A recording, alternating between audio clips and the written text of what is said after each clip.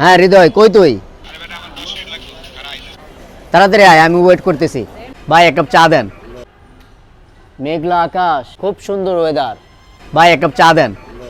উফ, এত গরম ওমা। ভাই এক কাপ চা দেন। বেচা কেনা নাই, ব্যবসা বাতিতে লাল বাত্তি। ভাই এক কাপ চা দেন। বন্ধু, অনেকদিন পরে দেখা। আরে চা খাবি না? এটা কোনো কথা? সরেয়া। ভাই এক কাপ চা দেন। পড়তে ভালো লাগতেছে না।